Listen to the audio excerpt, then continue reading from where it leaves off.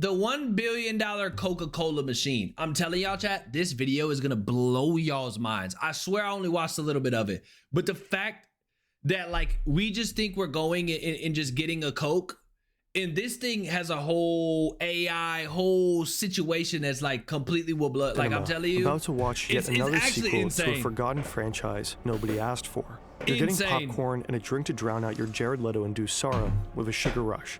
You pay and they hand you a cup. Coca-Cola. Then you see it, glowing red and chrome, the Coca-Cola Freestyle Fountain. And you can't lie, chat. Here, and you can't lie. These machines, for some reason, just feel so much better to get drinks from than like the old traditional, like push the cup and it makes a little clicking noise. You know what I mean? Like the regular fountains. Like these, like when I go to those, like a Circle K or something, you just go get a Dr. Pepper. These are like, it almost feels like a game. You know what I mean? It's almost like a sugar rush or something. Like, it's weird, bro. It's weird. It's like all of a sudden you start realizing you want to try Minute Maid and like, it's like a whole, I don't know, it's over weird. 100 different flavors. Cherry Vanilla Coke, Peach Sprite. Maybe you'll go crazy and mix Fanta with Powerade. Exactly. Or maybe you just pick a classic. But this machine is way more than just a soda fountain. It's not just serving you a drink. It tracks everything you do. Everything. And while you're picking your favorite flavor, it's quietly collecting data. Data Weird, that turns bro. customers into test subjects. Data that Coke will profit from tremendously. The Coca-Cola company is said to have invested more than $1 billion in this machine, but they're very likely turning its capabilities into much, much bigger savings and profits. Today, we're diving into how a drink dispenser became a global lab and what role you play in all of this. The Coca-Cola company is one of the biggest beverage producers on the planet. The conglomerate controls almost half of the global soda market, making billions in revenue every year.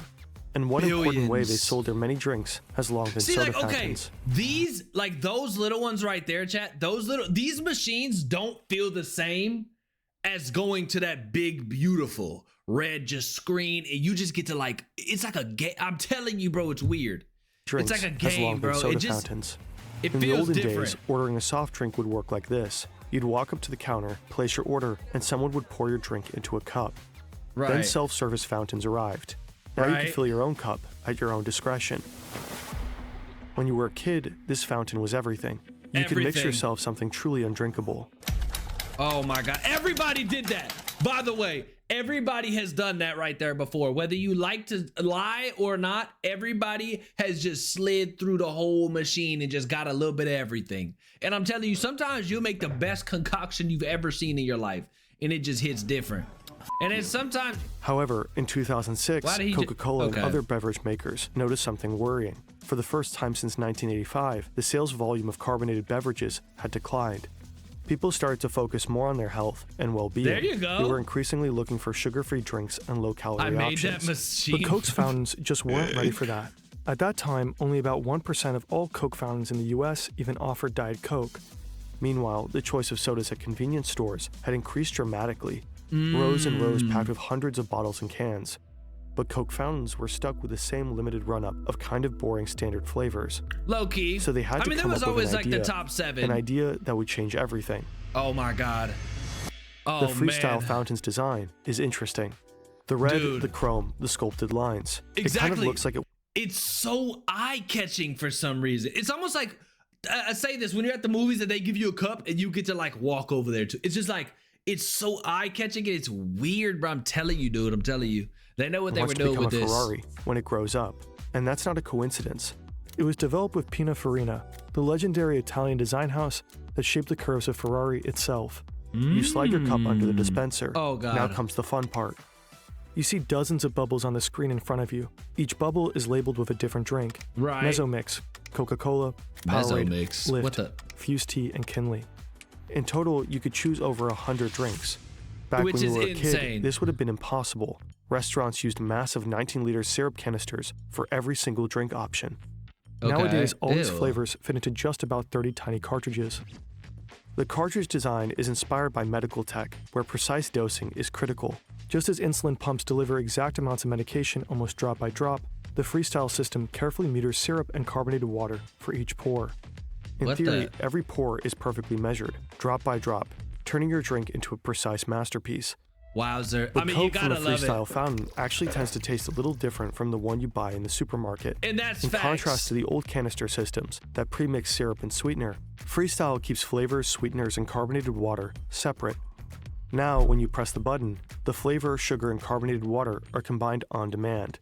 This can make your Coke taste. And you could always see that too. Like you always see like it's like a little mixture. It's weird. It's like a little mixture. And then like sometimes these things could be messy though, dude. Sometimes you put your cup under there and it just like an orange line just starts spraying out the side. It's all types of weird stuff going on with these. Like when these things run out of the syrup, I mean, it is a whole mission. It's you gotta slightly different damn from near other wear different preparations. clothes.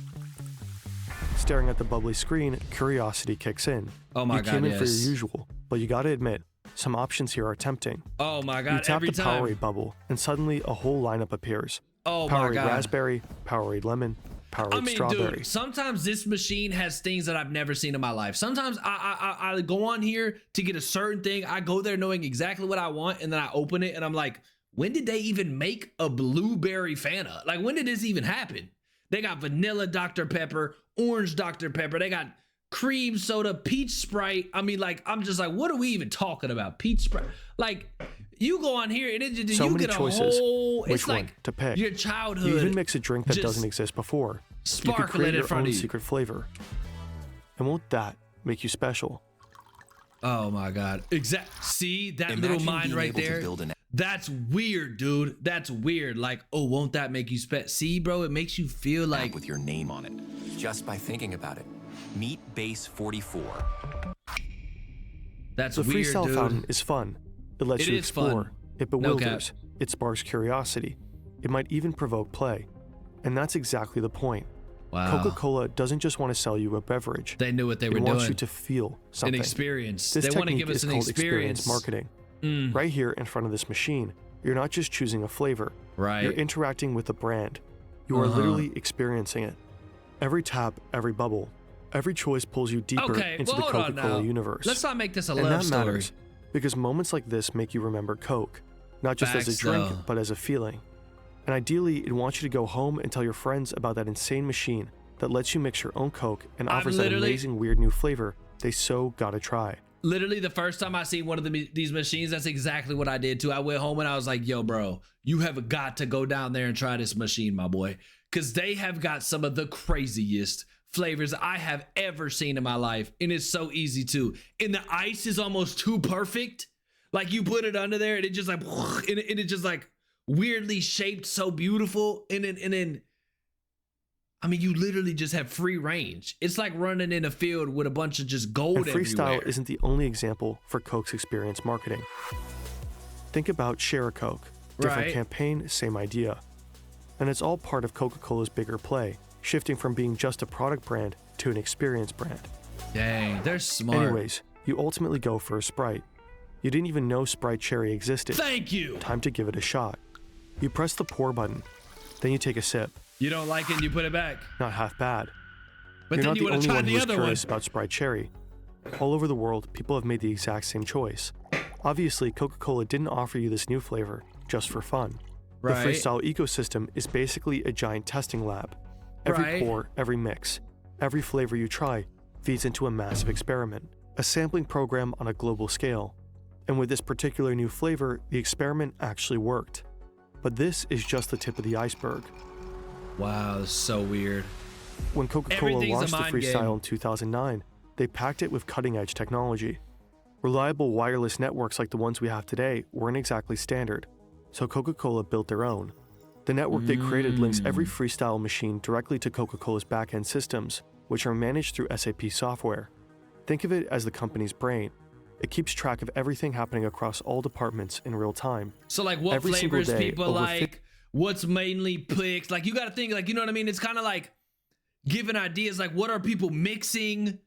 Oh my God, it's a whole thing. Like say you go in there and you mix like peach with blueberry and like it's like tracking all that, and then eventually they're gonna just start dropping flavors maybe. Like you know what I mean? Like it's literally tracking everything, 50,000 bro. freestyle machines send There's literally a camera on it. Probably like you drink it and then you're like, ooh, maybe a microphone, and they like see every interaction. data back to this So brain. weird, They bro. report everything that's going on inside them.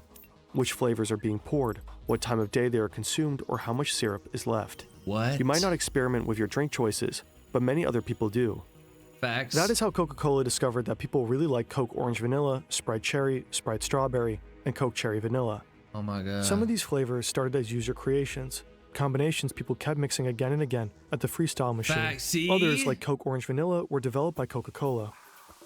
The more people got these, the stronger the signal became, and what started as a tiny bubble on screen ultimately moved into full production. Wow. Sure, you could argue the company might have released these flavors eventually either way, LeBron but with James? freestyle, those decisions happen faster than before, and might be grounded in better data. But there's more. Before freestyle, staff had to manually check those giant syrup canisters. They probably used inventory sheets, maybe did a bit of guesswork, Facts. and called Now or it's all emailed done for Coca-Cola them. to reorder. Freestyle completely transformed fountain logistics. Every night, the system collects data from this exact machine and figures out how many units of each cartridge needs to be delivered to the cinema. And it's not just based on what you and your friends poured yesterday. And you don't have to do Algorithms anything. predict demand and even factor in planned promotions for specific beverages. The system calculates which cartridges need refilling and automatically creates the restocking orders.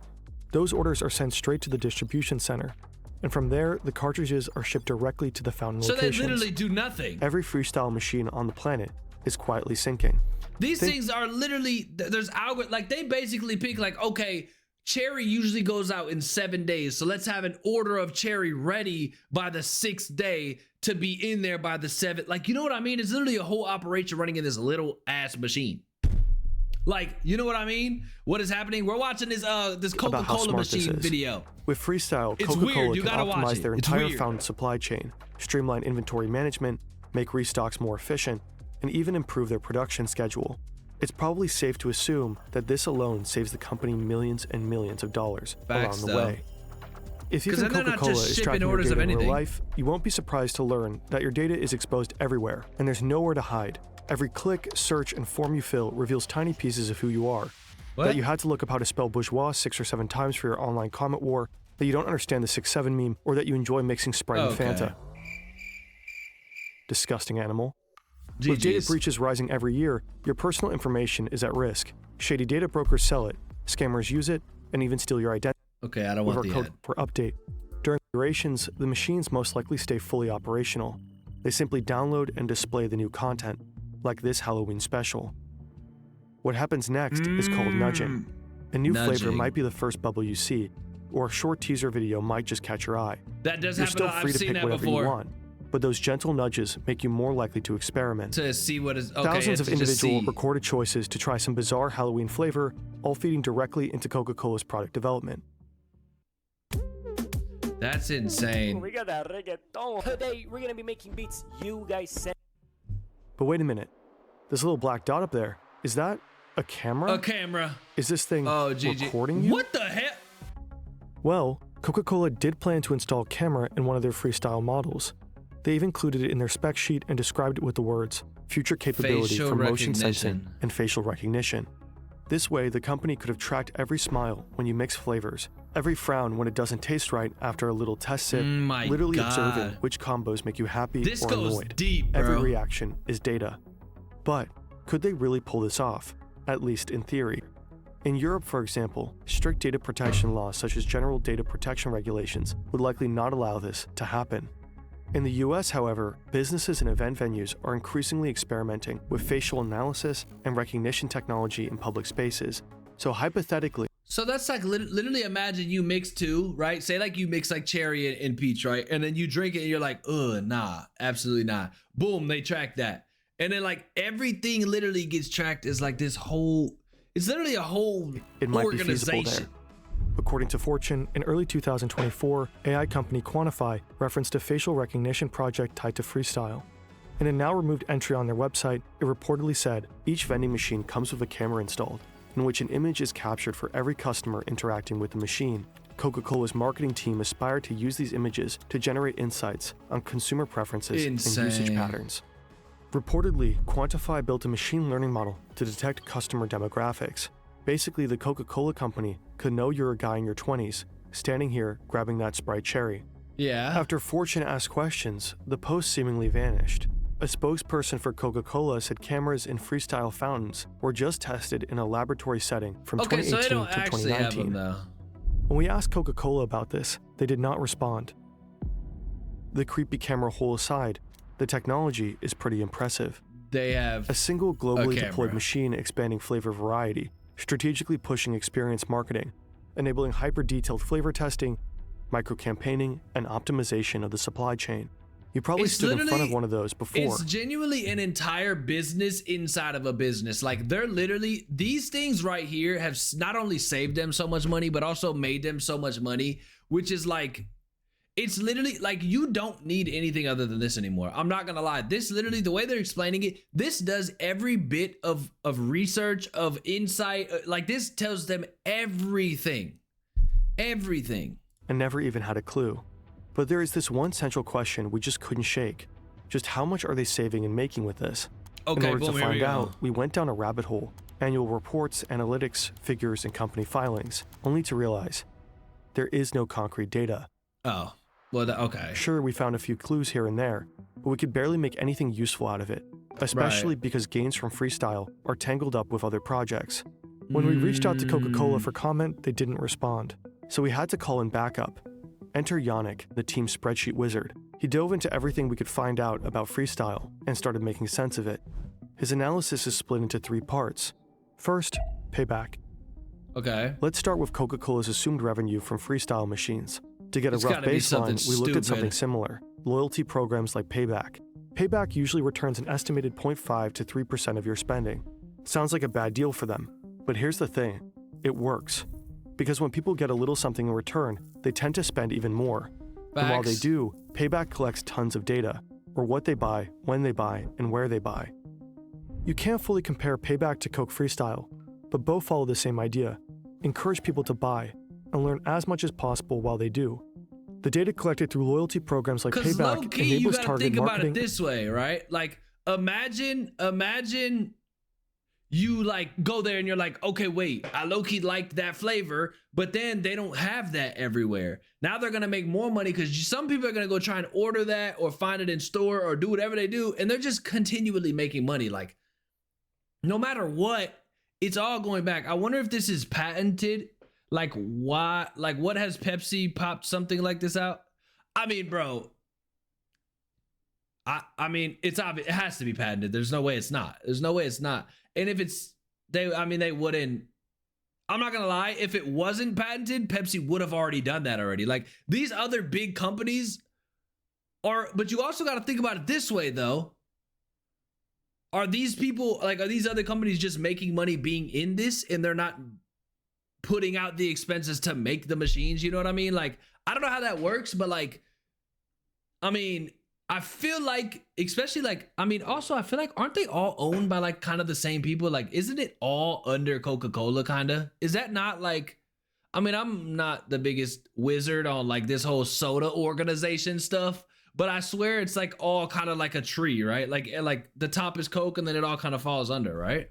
This one show that loyalty programs can improve gross margins by 2 to 4%. Not simply because people buy more, but because companies can make smarter, data-driven marketing and product decisions. Using that logic, we can conservatively assume a 2% margin on revenue for freestyle. This is a very rough estimate, but enough to get a sense of scale. According to one source, Coke Freestyle machines dispense around 4 billion drinks per year. Assuming an average of $2 per drink and a 2% margin, that adds up to roughly $160 million in yearly gains, well over $1 billion since Freestyle's inception. Holy. Second, the value of data. Back in 2015, Coca-Cola teamed up with Hivery, a company focusing on AI-driven optimization. Okay. Their mission was to optimize vending machine sales. One of Hivery's clients was Reyes Coca-Cola Bottling Co., a U.S. bottler with roughly 19,000 vending machines in hospitals across California and Nevada. Hivery's software combines sales data with machine learning and some algorithms. At the end of the day, it really is like whoever made this machine is genuinely a genius, like genius beyond geniuses. Because who remembers when regular vending machines went to the ones where you could see through them? Like where you could see the glass, and it was almost kind of the same concept where like you got to see your options. You know what I mean? Like you literally got to see through the glass and see your options. And then they upgraded to the one where the arm would go up and get it, and it would bring it down and it would put it in a thing and you grabbed it out. Like, you know what I mean? It was almost like an experience like, oh, this is dope. Like sometimes I remember when I was a kid, I would be walking through like the mall or something with my parents, and I would be like, bro, can I get a soda? Not even genuinely just because the soda, but I also like, it was cool. Like as a little kid, I wanted to see the little thing go up and get it, bring it back down. Like, you know what I mean? Like it's facts, but it's literally all experience based, like just buying basically, bro. That literally makes people keep coming back. For every beverage, and you remember stuff machine. like that, especially Reportedly, kids. Reyes saw a 6% sales increase and a 15% reduction in restocking trips. These numbers suggest that data-driven supply chain management can generate significant sales boosts and cost savings. It is reasonable to assume that freestyle fountains could yield similar results. Third, new flavors. Some of the new flavors Coca-Cola launched based on their freestyle testing turned out about as popular as the deeply disappointing and unwanted sequel you're going to endure in a few minutes. Take Coke Cherry Vanilla, for example. Even though it was one of the most beloved freestyle combos, Coca-Cola decided to not produce any more in 2024 due to declining demand. Freestyle may help spot promising new flavors, but it doesn't seem to be foolproof. Out of 4 flavors brought to the market, 2 did not survive. This doesn't necessarily mean they were bad investments, just that they weren't long-term hits. Right. Coca-Cola may have overestimated how representative freestyle users are for the broader market. Again, our request for comment went unanswered. While Coca-Cola rarely publishes concrete sales data for specific products, we found a number for one of their newer non-freestyle Sprite products that shows the potential of this market. Sprite Chill generated $15 million in sales in its first 21 weeks in the North American market. Again, it's hard to estimate the total profit the company may have made through new flavors that started on freestyle, and how important the fountain data was for their success. But looking at all 3 aspects of Yannick's analysis, one thing is relatively safe to assume. The $1 billion Coca-Cola reportedly invested into these machines has long been made back. Yeah, I mean, listen, chat, at the end of the day, it comes down to just like, bro, whoever did this is smart. It's like, okay, it's like weird because it's crazy how like, I mean, at the end of the day, it's just AI and data, bro. But whoever did this is smart, bro, because I'm telling you right now, those machines, when you just walk up to one, I swear to you, it gives you like a rush inside. Everybody knows this. It gives you like a weird rush, a weird like game feeling, a weird like, oh, I'm about to go like pick something, like, you know what I mean? Like, it's not like going and grabbing a Coke out of the fridge in a gas station, you know what I mean? It's completely different. Like, it's a weird like mind game kind of that makes people coming back, bro. It's facts. Insane.